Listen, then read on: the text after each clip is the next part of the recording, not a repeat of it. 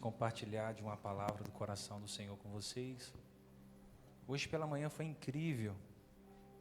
Tivemos um culto abençoado, casa cheia, foi muito pontual, uma bênção de Deus.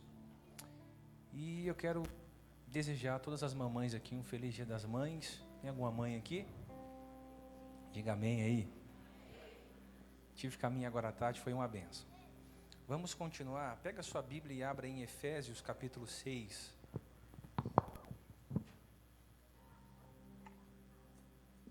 Efésios, capítulo 6, versículo de número 10.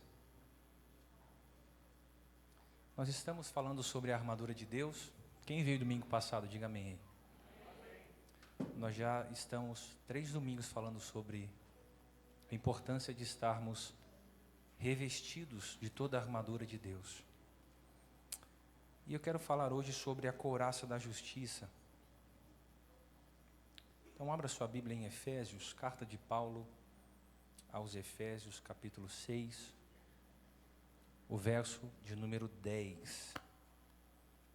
Nós vamos ler até o verso 14. E eu vou falar de um tema que é interessante para todos nós, que é batalha espiritual.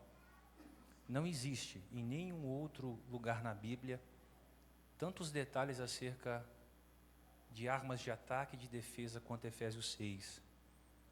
E eu vou dizer o porquê está pregando isso, né? Na verdade, nós estamos enfrentando muitas lutas. Alguém aqui enfrenta luta, adversidade? Então você tem que saber lutar. Você tem que saber com quem você está lutando e as armas que você usa para lutar. Então vamos ler Efésios capítulo 6, versículo 10. Diz assim, ó: No demais, irmãos meus, fortalecei-vos no Senhor e na força do seu poder, revesti-vos de toda a armadura de Deus, para que possais estar firmes contra as astutas ciladas do diabo. Porque não temos que lutar contra a carne e sangue, mas sim contra os principados, contra as potestades, contra os príncipes das trevas deste século, contra as hostes espirituais da maldade nos lugares celestiais. Portanto, tomai toda a armadura de Deus, para que possais resistir no dia mau, e havendo feito tudo isso, ficar firmes.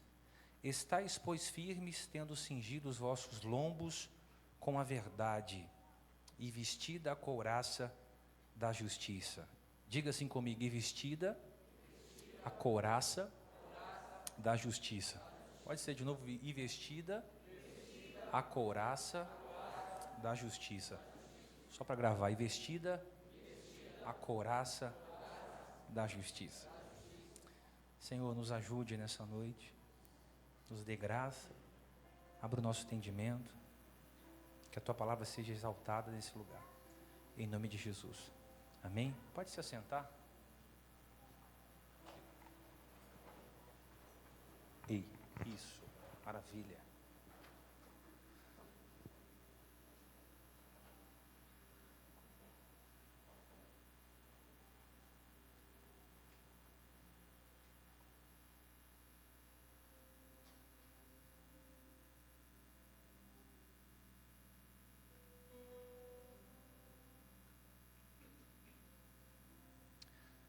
Há 2 domingos nós estamos falando sobre Efésios capítulo 6. O que é interessante é que no primeiro sermão, se você não chegou a assistir, assiste no YouTube. Nós falamos sobre as astutas ciladas do diabo. Nós falamos sobre as estratégias que ele usa para distrair, para dividir. As estratégias que ele usa para fazer com que você se perca no meio do caminho. No último domingo falamos sobre estarmos bem cingidos. A Bíblia diz: cingi os vossos lombos. Eu gosto da tradução da Bíblia de Jerusalém, que diz: cingi os vossos rins com a verdade. Sabemos que Jesus é a verdade, que Sua palavra é a verdade, e que existe sim uma verdade absoluta, e o Evangelho nos pauta para que a gente possa caminhar nessa verdade. Hoje eu quero falar sobre a couraça da justiça. E qual era a importância da couraça da justiça e o que é uma couraça? Vamos lá. O que é uma couraça? A couraça era uma peça da armadura que protegia o soldado da cabeça, do pescoço até a sua cintura. Essa peça da armadura, geralmente, ela era construída, confeccionada de couro, muitas vezes confeccionada de bronze, outras vezes de escamas, e na maioria das vezes era construída também de aço enrijecido. Para falarmos em uma linguagem contemporânea, uma linguagem atual, uma couraça, ela fazia o mesmo papel de um colete à prova de balas.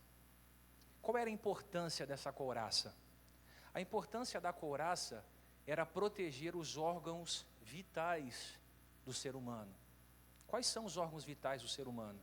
A bexiga, os rins, o pâncreas, o estômago, o pulmão e o mais importante de todos os órgãos vitais, o coração. O coração é o órgão vital de maior importância que nós temos. E eu quero dizer para você que em uma guerra, se você perder uma mão, você tem outra. Se você perder um pé, você tem outro. Em uma guerra, se você perder uma orelha, como Malco perdeu, você tem outra orelha. Mas em uma guerra, se você perder o seu coração, acabou, você perdeu a guerra. Eu gosto da expressão que Salomão usa em Provérbios 4, 23, ele diz assim: acima de tudo que você deve guardar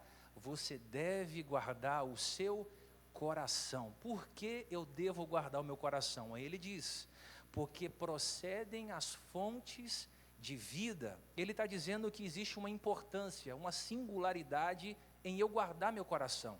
E a importância é que tudo que acontece na minha vida, do bem ou do mal, procede das fontes que habitam o meu coração. É interessante que a gente deve guardar tudo aquilo que a gente conquista com suor. Você trabalha, você se esforça para que você possa guardar aquilo que você trabalhou e você se esforçou para obter. Você coloca o seu carro no seguro, você coloca os seus bens no seguro, por quê? Você corre um sério risco de, se não proteger os seus bens, você ser roubado, você ser lesado. E a mesma coisa o coração. Se você não guardar o seu coração, você pode perder. Então a couraça protegia o órgão vital, que é o coração. E eu quero dizer para você que você deve guardar o seu coração. Por quê? Porque é do seu coração que procedem as fontes da vida. Você é a proporção do que habita no seu coração. Você é a produção que o seu coração emana. A tua vida será a proporção daquilo que habita no seu coração. Ou seja, se a sua vida está como está, é por causa do seu coração. Se você entrou aqui dentro hoje vivendo coisas, experiências tremendas, vivendo uma vida incrível, é porque o seu coração está bom. Se você hoje está vivendo essa vida destruída que você está vivendo, é porque habita fontes que você precisa trocar dentro do seu coração. Então, ou você adestra o seu coração e protege o seu coração, ou você se torna refém do seu coração. Agora olha aqui, existem muitas formas de você guardar seu coração, e talvez você não saiba, mas existem muitas portas que podem contaminar o coração do homem. Existem muitas portas que podem contaminar o coração do homem. Você sabia que o ouvido é uma porta de entrada para contaminar o coração do homem? Você sabia que o ouvido é uma porta de entrada para a contaminação do coração do homem? Quer ver? Pega um pai, e esse pai todo dia diz: moleque, você não presta, moleque, você não tem futuro, moleque, você é um vagabundo, moleque, você é um idiota, moleque, você não vai chegar a lugar nenhum, moleque, você, não sei porque que a gente teve você aqui em casa, você só atrapalha a nossa vida, você tinha que morar em outro lugar. Ou seja, um pai disseminando uma palavra que entrou pelos ouvidos do filho e pode descer o coração. É um diretor de uma empresa que todas as vezes expõe o funcionário na frente das pessoas. Aquilo pode entrar no ouvido dele e descer para o coração. É uma esposa que faz o papel que não deveria fazer o papel dentro do lar e que muitas vezes diminui o marido, tira sua hombridade, tira sua masculinidade, debochando, humilhando, expondo mesmo. Ou o marido que muitas vezes trata a mulher pior do que qualquer outra pessoa, porque acha que a mesma é a sua empregada quando não é. Então a porta dos ouvidos é uma porta que pode descer o coração e contaminar o coração do homem. Então a porta dos ouvidos pode descer o coração e contaminar o coração do homem. Quer ver outra porta que pode contaminar? Os olhos. Os olhos é uma porta de entrada que pode contaminar o coração do homem. O que você assiste? Você pode assistir 20 minutos de pornografia. Você emprestou seus olhos para se alimentar de porneia no grego. Você se alimentou disso, seu coração contaminou. Você pode assistir maldade, crueldade. A gente liga a televisão e assiste o noticiário, é tanta maldade, tanta crueldade, que cria em nós fobias, medos. A gente fica assombrado do que a gente assiste. Então, isso pode descer para o meu coração e isso pode contaminar o meu coração. E é interessante, amados, que a nossa geração tem olhos malignos. Por que tem olhos malignos? Porque a gente aprendeu com o sistema a julgar as pessoas pela imagem. E todas as vezes que a gente julga as pessoas pela imagem, a gente julga as pessoas pelo rótulo, sem saber qual é o conteúdo. A nossa geração é maligna nos olhos e não percebe que a forma que eu enxergo a vida pode trazer vida ao meu coração ou morte ao meu coração. Jesus disse isso em Mateus 6:22. A candeia do corpo são os olhos, de sorte que se os olhos forem bons, todo o teu corpo terá luz. Se porém teus olhos forem maus, todo o teu corpo será tenebroso. Portanto, a luz que há em ti, são trevas, quão grandes serão tais trevas. Ou seja, ele está dizendo, se você olhar para as coisas e ver o ponto positivo nas coisas, haverá luz nos seus olhos. Se você olhar para as coisas e ver só pontos negativos, você andará em trevas. Ou seja, você é a forma que você enxerga a vida. Às vezes não é nem os outros, é a forma que você enxerga os outros. Então a forma que eu trato o meu semelhante revela se eu tenho um coração bom ou se eu tenho um coração ruim. A forma que eu trato as pessoas revela se o meu coração está protegido com a couraça ou desprotegido da couraça. Você quer saber se o seu coração está bom? É fácil. Hoje o que a gente mais escuta são os cristãos dizendo, eu amo a Deus, Deus é bom, louvado seja o seu nome, Deus eu te amo, tudo discurso. Dizer que ama a Deus não muda quem você é. Budista diz, espírita diz, kardecista diz. O dizer que você ama a Deus não muda quem Deus é e não muda quem você é. Agora as práticas que eu tenho no meu dia a dia muda quem sou. Se eu disser que amo a Deus, mas odeio o meu irmão, entre o discurso de amor e entre as minhas práticas, está em trevas. Você entende, amém? Então a gente tem que parar de ser discursivo, verborrágico, e temos que começar a ser praticável no que a gente diz. Eu tive uma experiência essa semana, e eu pude perceber nitidamente como está o coração das pessoas.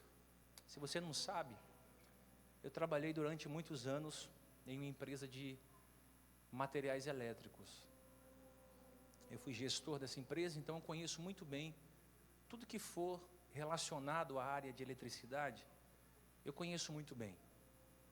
Não somente a área de eletricidade, mas a área hoje que está mais em alta, que são os LEDs, a iluminação que veio para ganhar espaço no século 21. E nessa semana eu fui em uma loja comprar um material, e eu fui comprar algumas lâmpadas, ela se chama GU10, uma lâmpada dicróica. Você conhece, ou você sabe qual é? É uma lâmpada que você pode usar nessas luminárias menores. Existe a lâmpada 6000K, que é a lâmpada branca, e a 3000K, que é a lâmpada amarela. Eu peguei uma 3000K, eu conheço o produto, não sou leigo pelo produto. Só que existe lâmpadas chinesas e lâmpadas que estão sendo produzidas no Brasil. Então, às vezes, o amarelo de uma é diferente da outra. Então, eu peguei uma lâmpada, estava eu e o Ricardo, e nós fomos até o balcão. Eu disse, querido, você pode testar para a gente aqui? Eu só quero conferir se a cor é a cor que eu preciso. E o rapaz, muito ignorante, disse, aqui a gente não testa a lâmpada, se você quiser testar a lâmpada, você tem que pegar a senha. Eu disse, não, eu estou com a senha na mão. Ele disse, não, aqui não é lugar de testar a lâmpada, se você quiser, você pega o final da fila. Irmão, me conheço. Aí eu peguei e falei, poxa, mas o rapaz mandou eu vir aqui. Aí o rapaz estava do nosso lado, viu o constrangimento, a fila lotada, pegou a minha lâmpada, foi até onde tinha que fazer, testou e me atendeu. Aí eu voltei. Aí eu disse para ele, olha, eu não sei se o diretor da empresa, que é o meu amigo, sabe que você trata as pessoas assim. E tem mais, você é crente, né?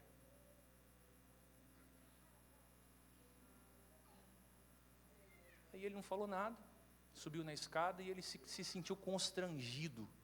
É mais um crente que o discurso é bem falado, mas a prática do trato com as pessoas é precária. Como é que eu sei que o meu coração está protegido com a couraça? A forma que eu trato as pessoas, a forma que eu reajo quando eu sou insultado, a forma que eu reajo quando as pessoas pisam no meu pé, a forma que eu reajo quando alguém me contraria, a forma que eu reajo quando alguém não escuta a minha fofoca, a forma que eu reajo quando as pessoas me colocam no devido lugar, a forma que eu reajo. Irmão, eu poderia ter feito um escândalo, simplesmente eu falei no mesmo tom de voz com você. Falei, amado, eu queria saber se o seu diretor sabia que você trata as pessoas assim. A forma que eu reajo mostra se meu coração tem vida ou tem morte. Paulo diz, você tem que, em uma batalha, estar cingido da couraça. Ou seja, você tem que colocar couraça em você, estar protegido dela. Para quê? Para que o seu coração esteja protegido. Quanta gente com coração vulnerável, quanta gente com coração ansioso, quanta gente com coração perdido, quanta gente contaminada em suas emoções, quanta gente com doenças psicossomáticas, doenças da alma, quanta gente entristecida com o que está passando, não está fazendo gestão emocional da maneira que tem que fazer a gestão emocional. E nem tudo é demônio, às vezes é posicionamento seu. Ou seja, Deus te trouxe aqui, não é para você ser abençoado apenas, para você receber uma palavra e sair avivado, sair transformado. Deus te trouxe aqui para você ser bem equipado, porque os dias são maus e a batalha ela é certa. O Satanás vai tentar te golpear todos os dias da sua vida para tentar te distrair e te derrubar. Mas se você estiver cingido com a verdade, você já ganhou um pedaço da batalha. Ninguém pode entrar na peleja sem a verdade. Entrou sem a verdade, perde. Mas se você entrar com a verdade, com o coração protegido, todo confronto que você tiver face a face, todo confronto que você tiver com alguém, você vai fazer gestão dos confrontos. Você vai fazer gestão dos ataques. Não é qualquer coisa que vai fazer você perder o equilíbrio emocional. Você está entendendo? Diga amém. Como é que eu sei que o meu coração está protegido com a couraça? A forma que eu trato as pessoas. Faz uma pergunta para você mesmo. Como é que você trata as pessoas? Como é que você trata a sua esposa? Como é que você trata o seu diretor? Como é que você trata o seu pastor? Como é que o pastor trata as ovelhas? Como é que você trata seus filhos e os filhos tratam os pais? Vai revelar se eu estou protegido de coração ou se as fontes que emanam do meu coração não tem sentido. Hoje é muito fácil perder o coração. Quem acha? Diga para quem está do seu lado aí, hoje é muito fácil perder o coração.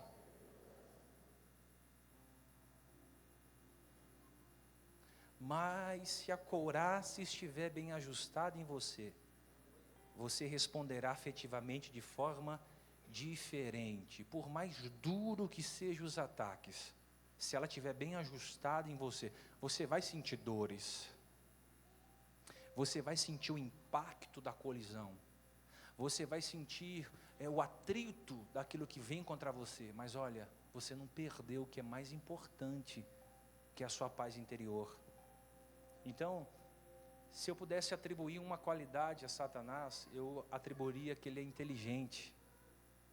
Ele é muito inteligente. Dá para você dizer isso? O diabo é muito inteligente, é inteligentíssimo. Olha o que a Bíblia diz em 1 Pedro 5,8. O diabo, vosso adversário, ele anda em derredor como o leão bramando, buscando a quem possa tragar. Diga assim, buscando quem possa tragar. Diga mais forte, buscando quem possa tragar. Agora diga só tragar. Você sabe o que é tragar? Você que já foi um fumante ou é um fumante, um cigarro tem 8 centímetros. À medida que você dá um trago no cigarro, você diminui a fonte do prazer. A cada trago que você dá num cigarro, ele diminui a fonte do prazer, até ele virar guimba e você jogar fora. Olha como isso é interessante. A Bíblia diz que o diabo procura quem possa tragar, ou seja, o diabo dá prazer, mas à medida que você vai consumindo, ele vai se minimizando, ele vai se tornando pequeno. O diabo é a mesma coisa, ele vai te dar prazer, e por estar te dando prazer, você não percebe que está sendo tragado, você não percebe que a sua vida está sendo reduzida, você não percebe que a sua vida está diminuindo, você não percebe que a sua vida está em extinção, porque no meio do prazer você é diminuído. Ele procura quem possa diminuir, diminui no prazer. Aí você está vivendo uma vida de prazeres e acha que é a melhor vida que você poderia estar vivendo. Ele está te diminuindo para na hora certa te lançar ao chão. Então não é hora de brincar de ser cristão, não é hora de brincar de tomar ceia, não é hora de brincar de ser um servo de Deus, não é hora de brincar de frequentar cultos dominicais, não é hora de fazer corpo mole e andar com mimimi, é hora de você estar bem armado, porque a guerra está sendo travada. Ou você mata ou você vai morrer. Você entende? Diga amém. O diabo vai te dar prazer, e se você não perceber, ele vai te diminuir. Então as pessoas perdem o coração com muita facilidade. É só você entrar no Facebook. Você vai ver as pessoas com o coração tão machucado, apedrejando umas às outras. Você coloca uma frase lá, alguém comenta. Você coloca uma foto, alguém comenta. Você coloca algo, alguém comenta. Sempre alguém tentando te apedrejar. Você vê gente sempre intolerante ao erro de alguém. Ninguém pode cair hoje. Posso falar um negócio? Vou falar não. Ora muito para você não cair. Porque se um dia você cair, a geração dos apedrejadores vão te pegar e vão te apedrejar. Porque é isso que fazem com as pessoas. Pegaram uma mulher num ato de adultério e trouxeram para Jesus. Vamos apedrejar porque ela caiu em adultério. A lei de Moisés manda que uma mulher como essa tem que ser apedrejada. E Jesus pensa, né? Será que vocês não têm pecado? Quem não tem pecado, atire a primeira pedra. As pessoas lançaram umas pedras no chão e foram embora. Ou seja, eles buscaram por justiça, cheio de injustiça. Eles buscaram resposta, cheios de maldade, cheios de ira. Então Paulo diz, para que você esteja firme no dia da adversidade, Paulo diz, usa o dia mau. Você tem que estar cingido da verdade. O que mais? Você tem que estar vestido com a couraça da justiça. Agora eu vou falar algo importantíssimo. Importantíssimo. Eu tenho certeza, como estudante de teologia, como estudante da Bíblia, certeza no que eu vou te dizer. A couraça pela qual Paulo está falando, diz que é a couraça da justiça. Diga assim, couraça da justiça. Você sabe o que me encanta em Jesus? Porque a justiça aqui não é a nossa. A justiça aqui é a justiça de Deus. Por que não é a nossa justiça? Porque Isaías diz que a nossa justiça é como trapos de imundícia. Isaías diz que a justiça do homem é como trapos de imundícia. Você sabe o que é trapos de imundícia? Nós estamos no século 21, na pós-modernidade. Hoje você vai em qualquer farmácia, você tem todos os tipos de medicamento e todos os tipos de higiene pessoal, em qualquer mercado, em qualquer farmácia. Naquele tempo não tinha a tecnologia que nós temos hoje. Você sabe que qualquer mulher sadia, qualquer mulher que está dentro da sua performance, tem um ciclo menstrual, todas elas. O que era um trapo de imundícia? Era o tecido, o pano que as mulheres usavam para reter o seu fluxo menstrual. Era um pano sujo após 7 dias. Isaías diz, você sabe a justiça dos homens? É como um trapo de imundícia, sujo. Não serve para nada. Quando Paulo diz a couraça da justiça, essa justiça não é a nossa justiça. Essa justiça é a justiça de Deus. A justiça que o homem faz é uma justiça má. A gente faz justiça com injustiça. A gente clama por justiça buscando ódio. Então a gente pede para Deus fazer justiça, mas cheio de ira. A nossa intenção pode ser boa, mas a nossa metodologia é ruim. Por exemplo, alguém mata uma criança, você fica indignado e diz, tem que morrer também. Ou seja, qual é a diferença de quem matou uma criança e de quem quer que aquele que matou uma criança seja morto? A mesma coisa. Você vê alguém roubando, prende, mata ele lá dentro. A mesma intolerância que ele teve, a gente também tem. Por quê? Porque a gente faz justiça com injustiça, mas a Bíblia diz que Deus é justo. Então a couraça da justiça aqui representa o quê? A justiça de Deus, não a nossa justiça. Então quando Paulo fala da couraça da justiça, ele está falando sobre a doutrina da justificação. Dá para você dizer para alguém? Doutrina da substituição. Olha o que a Bíblia diz em Salmo 116, versículo 5. Deus é justo. Olha o que diz em Romanos 4,6. É Deus quem imputa justiça.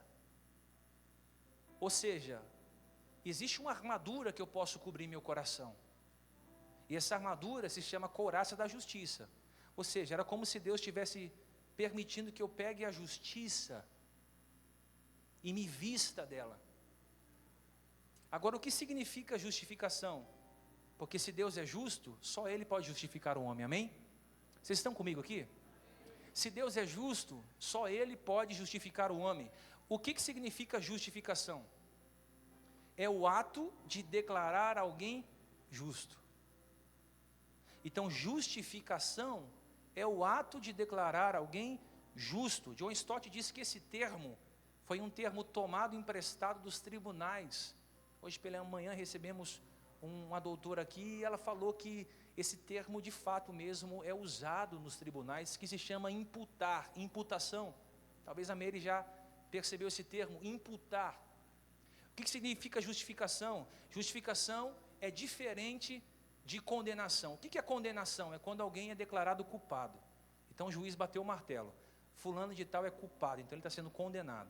Justificação é quando a sentença muda.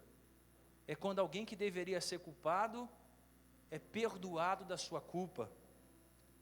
Então olha como que isso é incrível. Justificação é quando a culpa do pecador é imputada em Cristo e a justiça de Cristo é imputada no pecador.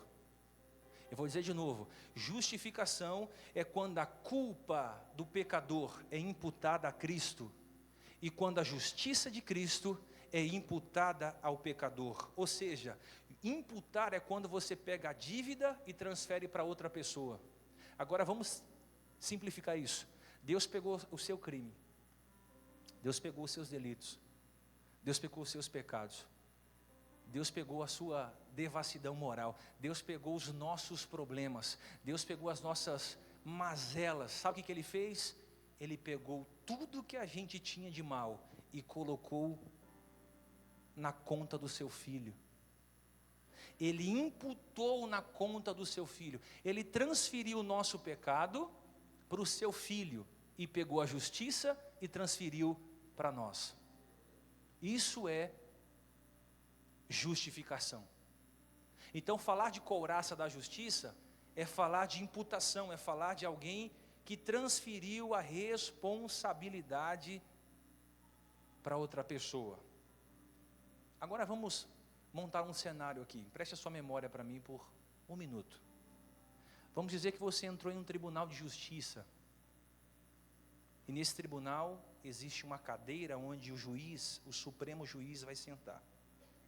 Na frente dessa cadeira existe uma outra cadeira, aonde o condenado vai sentar. Existem os advogados e os promotores. E aí o relatório vem na mão do juiz. Olha, esse homem é um assassino, esse homem matou alguém, esse homem cometeu um delito, esse homem fez isso, fez aquilo outro. E no dia do julgamento, o juiz, ouvindo tudo isso, resolve ter a palavra. E diz assim: olha, eu ouvi todos os crimes desse homem, mas eu como juiz, absolvo as suas culpas. Eu livro ele da sentença. E ainda derramo sobre ele justiça. O que vai acontecer com esse homem? Ele vai ser livre. Ele vai ser livre de toda condenação. Esse homem agora se levanta, já não é mais um prisioneiro, é um ex-prisioneiro livre. Só que a história não termina aqui. Imagina agora esse juiz, dizendo: eu não terminei a minha palavra ainda. Eu não só perdoei esse crime, eu não só perdoei esse transgressor, eu não só tirei a culpa que ele estava sentindo, mas também adotei como filho. É que você está longe ainda. Eu não somente tirei a culpa, mas eu também estou adotando o mesmo, eu estou dizendo de um juiz, dizendo por um pecador, eu adotei esse homem e ainda imparti nesse homem que era um ex-pecador, agora ele é livre, o Espírito de Deus.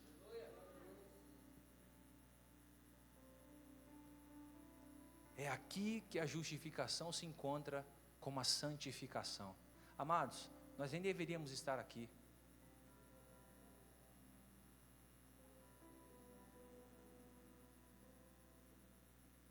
A Bíblia diz que todos que estão aqui pecaram e foram destituídos da glória de Deus. Se a gente pegasse os nossos pensamentos por 1 hora e colocasse em um data show, imagina que a gente não pense em 1 hora. Imagina se fosse revelado os seus pensamentos e os meus pensamentos. Nós merecíamos a cólera de Deus, a ira de Deus. Nós merecíamos ser lançados para fora. Deus disse, não, eu sou juiz. Eu vou perdoar o pecado do Diego, eu vou perdoar o pecado do Paulinho.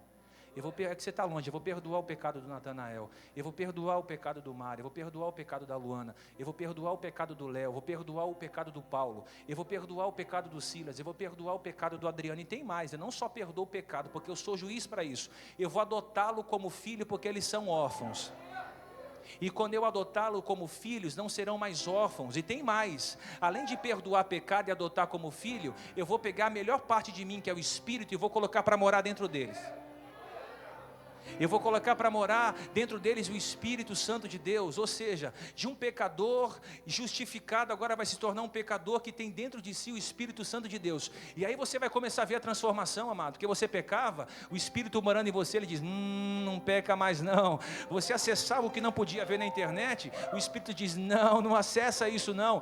Você tinha uma persuasão, hoje você tem outra, porque o Espírito diz, não, olha, não está certo isso. Quando o Espírito Santo de Deus mora em você, você pode ter certeza que o processo de santificação é progressivo. Se o processo de santificação na sua vida estagnou, é porque o Espírito Santo que está na sua vida não tem voz, não tem primazia, não tem a suprema consciência na sua vida. Agora quando ele fala, amado, ele que reposiciona você, é ele que adestra você. A Bíblia diz que o fruto do Espírito tem domínio próprio, é ele que conduz a sua vida, é ele que governa a sua vida, é o Espírito Santo de Deus.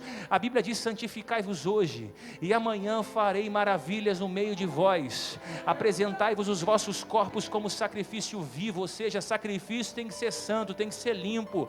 A Bíblia diz que santidade, sem santidade ninguém verá Deus. E quem santifica o homem não é o pastor, quem santifica o homem não é a campanha no monte, quem santifica o homem não é conferência e nem campanha, quem santifica o homem não é a sua oferta, nem o seu dízimo. Quem santifica o homem é o Espírito Santo de Deus.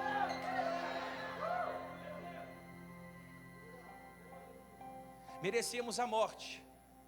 Aí o filho diz, não pai, pega a culpa dele e põe em mim.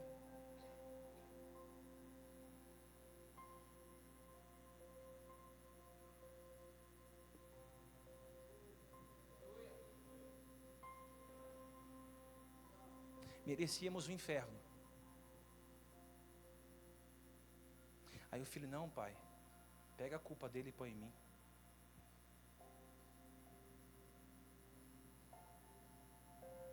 Merecemos a morte.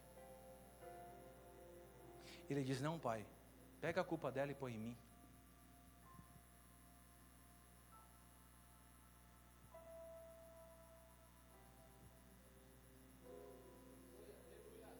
A maior necessidade do homem não é saúde. A maior necessidade do homem não é dinheiro. A maior necessidade do homem não é riquezas. Aqui não é empresa, aqui não é banco imobiliário. Igreja não é carro forte. Igreja não é centro empresarial. A maior riqueza do homem é a salvação.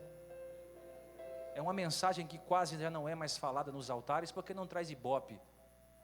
É uma mensagem que é quase não falada nos altares, porque não promove o seu ego, não promove o seu homem interior, não massageia as suas intenções, mas a salvação é o ponto principal da nossa vida. A maior tragédia do homem não é ele ser pobre, a maior tragédia do homem é ele ser separado do amor de Deus. Satanás sempre vai levantar para te acusar, pode perceber, ele vai dizer, você tomando ceia? pecou ontem. Você, tomando ceia, falou mal do pastor ontem. Você, tomando ceia, compra e não paga. Você que não dizima, tomar ceia. Todas as vezes que o diabo bater no seu coração para tentar jogar na sua cara algo, recite para ele Romanos 8,33. Você está comigo aí? Toda vez que ele mostrar para você que você não pode, que você é incapaz, recite Romanos 8,33. Quem intentará acusações contra os escolhidos de Deus? É Deus quem o justifica. Eu vou dizer de novo: quem intentará acusação contra os escolhidos de Deus? Já era para você ter levantado a sua mãe e ter dado um glória. Eu acho que o pessoal da manhã está mais avivado do que o pessoal da noite. Quem tentará acusação contra os escolhidos de Deus? É Deus quem o justifica. Romanos 8,33. Quem justifica você é Deus. O diabo não pode te acusar, ele não pode te colocar na parede, ele não pode te intimidar, ele não pode fazer você ter medo. O crente mais fraco aqui dentro é mais forte do que ele. Existe uma couraça de justiça no seu peito, e essa couraça de justiça é o sangue carmesim de Jesus que foi vertido na cruz para você. Está blindado, irmão. Diga para 3-4 aí: você está blindado. Não, sacode ele, sacode e diga assim: você está blindadaço. Você tem uma couraça no teu peito, você tem justiça.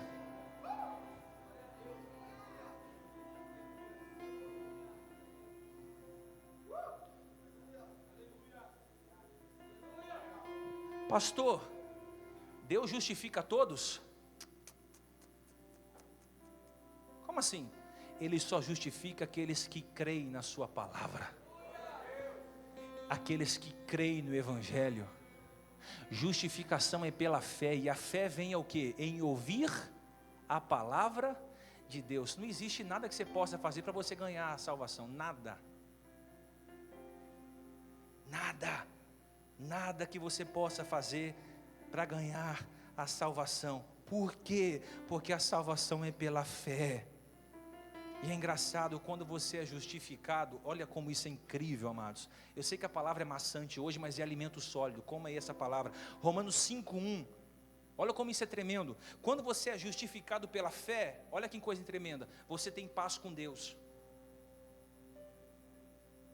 Olha o que a Bíblia diz: sido, pois, justificados pela fé, temos paz com Deus, por nosso Senhor e Salvador. Ou seja, por que a gente é justificado pela fé? Me pergunta por quê?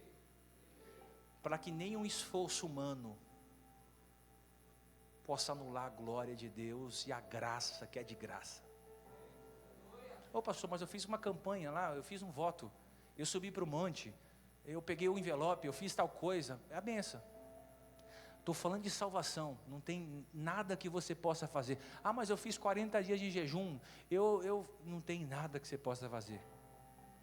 Não tem oração que possa mudar isso. É fé e graça.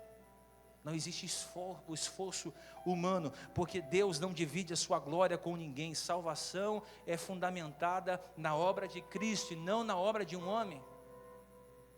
Amém? Então, a couraça, para a gente terminar, é um colete à prova de balas. E tudo que eu falei aqui se remete ao Evangelho. A couraça da justiça. Não é a couraça da religiosidade. Não é a couraça dos meus esforços próprios. É a couraça da justiça.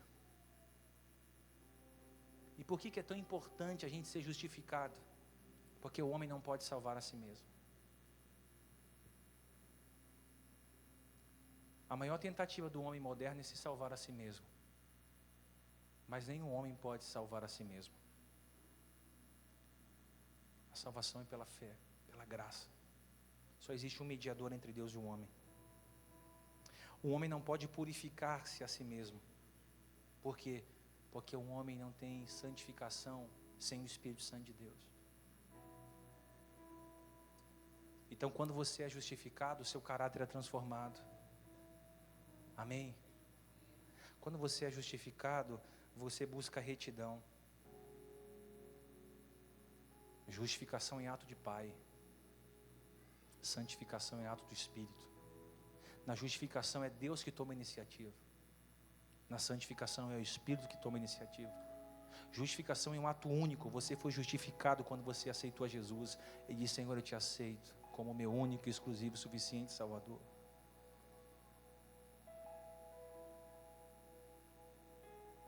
Só que tem outro, eu termino. Não é porque você foi justificado que isso te dá um atestado para você pecar. E é aí que você tem que se santificar. Porque aonde abundou o pecado, superabundou a graça. E alguém que foi salvo tem gratidão. É triste ver essa geração de ingratos. É triste ver essa geração que foi salva pela graça, mas ainda continua sendo inimiga da cruz. O cara fala que foi salvo, ele é contra o dízimo. Você é um hipócrita, irmão. O cara fala que foi salvo, ele nunca se voluntariou para pegar uma vassoura e varrer um templo. Ele fala que foi salvo, nunca evangelizou onde trabalha. Ele fala que foi salvo, mas ele usa a esposa dele como objeto sexual. Ele fala que foi salvo, mas ele nunca deixou resplandecer a glória de Cristo que habita nele. Ela diz que é salva, mas ela não tira um minuto de agradecimento diante do seu trabalho. É só coisas empresariais que ocupam seu coração. Ele diz que é salvo, mas ele não lê a Bíblia, não medita na Bíblia. Irmão, um salvo, ele não quer cumprir metade da Bíblia, ele não quer cumprir um pedaço dela, ele quer viver linha por linha, porque ele é grato, ele é agradecido. Então vamos ser bem claros, que hoje é Santa Ceia, nós estamos em família. Eu sou o seu pastor para dizer isso para você. Está na hora da gente viver um cristianismo de verdade. Está na hora de você parar de ser crente e dar desculpa. Está na hora da gente começar a viver uma transparência e gratidão a Deus. Eu vinha para o culto hoje dizendo: Deus, se tivesse mais um culto eu faria. Se tivesse mais uma reunião eu faria, porque eu sou agradecido de poder pregar a tua palavra. Eu vim te confrontar hoje. Ou você muda de vida, ou você muda de Deus. Ou a sua vida é um monte de lixo, ou a sua vida é um altar que tem aroma e incenso suave. Ou você muda de vida, ou você muda de Deus.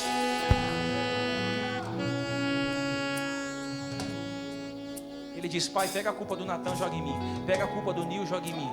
Pega a culpa do Jonas, joga em mim. Pega a culpa da Camila, joga em mim. Pega a culpa da Grazi, joga em mim. Pode imputar justiça em mim, porque quando eu imputar a justiça, a culpa em mim, eu vou imputar a justiça neles. Você está revestido.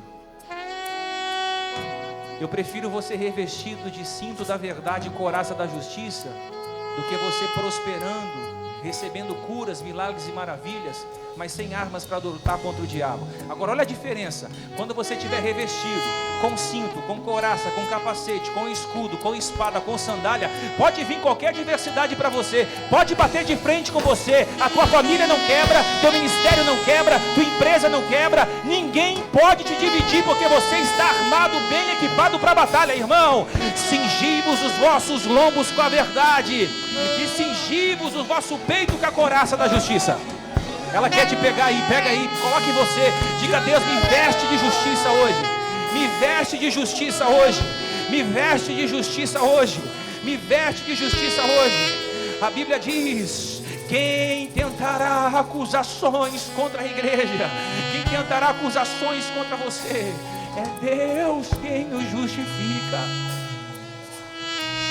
Caiu, levanta. Está na lona, chama o Espírito Santo para trazer água. Tem mais um round, levanta. Não se entrega, não se dê por vencido. Está em depressão, coloca teu coração em Deus. Foi traído, vai passar, uma hora passa. Ninguém morre de amor. Ninguém morre de amor, uma hora passa. Jesus, você é mais forte do que você pensa. Aleluia, se coloca de pé.